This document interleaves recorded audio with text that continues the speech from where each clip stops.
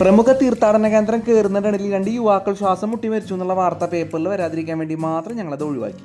ചെക്കൻ ഈ മിഡ് നൈറ്റിലെ സെറ്റപ്പായി എന്ന് പറഞ്ഞ പോലെ പെട്ടെന്നൊരു മലയാറ്റൊരു പോക്ക് പ്ലാനായി. എന്നാൽ പിന്നെ മുത്തപ്പനെ ഒന്ന് കണ്ടിട്ട് ഒരു ഹായ് ബൈ പറഞ്ഞിട്ട് വരാനായി ഞങ്ങൾ. തിരിച്ചു വരുമ്പോൾ അനുഗ്രഹം എത്ര കുപ്പിയിൽ മേടിക്കണം എന്നുള്ളതിന്റെ കണക്കെടുത്തോണ്ടിരിക്കുകയാണ് ഭാര്യയും ഭർത്താവും. തീർത്ഥാടന യാത്ര ഒരു ട്രിപ്പ് മോഡിലേക്ക് കൺവേർട്ട് ചെയ്യാനായിട്ട് എന്ത് ചെയ്യാൻ പറ്റുന്നതായിരുന്നു പിന്നെ എന്റെ ചിന്ത.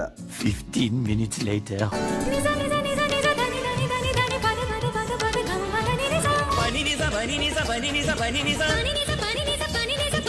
ഇവരൊക്കെ ഇങ്ങനെ ചിരിക്കാൻ ഞാൻ എന്ത് തേങ്ങ കാട്ടിയെന്നല്ലേ. യാത്ര ഒന്ന് കൊഴുത്തോട്ടെ എന്ന് കരുതി ഞാൻ വാത്തുറന്ന് യേശുദാസ് ആവാൻ ശ്രമിച്ചതാ.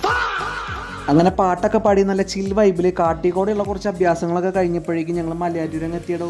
പ്രമുഖ തീർത്ഥാടന കേന്ദ്രം കയറുന്നിടയിൽ 2 യുവാക്കൾ ശ്വാസം മുട്ടി മരിച്ചു എന്നുള്ള വാർത്ത പേപ്പറിൽ വരാതിരിക്കാൻ വേണ്ടി മാത്രം ഞങ്ങളത് ഒഴിവാക്കി. സംഭവം മുത്തപ്പന് പറഞ്ഞാൽ മനസ്സിലാവും. മുത്തപ്പൻ നമുക്കറിയാത്ത ആളൊന്നല്ലോ. ഒരു 4 മണിക്കൂർ എങ്ങനെ പിടിച്ചു നിൽക്കുന്ന ആലോചിച്ചപ്പോണ്ടല്ലോ.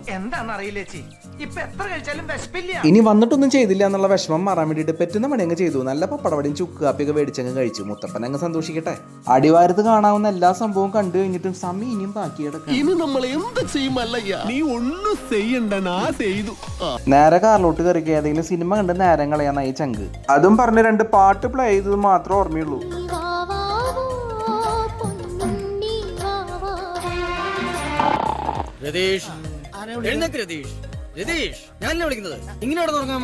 ഞങ്ങളുടെ ഉറക്കം കഴിഞ്ഞ ഉടനെ മല കയറിയവരൊക്കെ ഇറങ്ങി വന്നു. മല കയറി വന്ന അവരെക്കാളും ക്ഷീണം ഞങ്ങൾക്കാണ്. ഈ വെറുതെ ഇരിക്കുക എന്ന് പറയുന്നത് അത്ര എളുപ്പമുള്ള പരിപാടിയാണെന്നാണ് ഇവരുടെ വിചാരം. മുത്തപ്പന്റെ നേർച്ചയും കഴിച്ച് ക്ഷീണം മാറ്റാനായിട്ട് ലൈറ്റായിട്ടൊരു ചായയും കൂടി പടച്ചു കഴിഞ്ഞപ്പോണ്ടല്ലോ പാറുവിനൊരു ആഗ്രഹം. പോണ വഴി ഒന്ന് എയർപോർട്ട് വഴി ഒന്ന് തിരിച്ചു വിട്ടാൽ കൊള്ളാന്ന്. കൊച്ചുങ്ങൾ എന്നായാലും ആഗ്രഹം പറഞ്ഞു നമ്മളെ കൊണ്ട് പറ്റുവാന്നെ അതങ്ങ് സാധിച്ചു കൊടുത്തേക്കണം.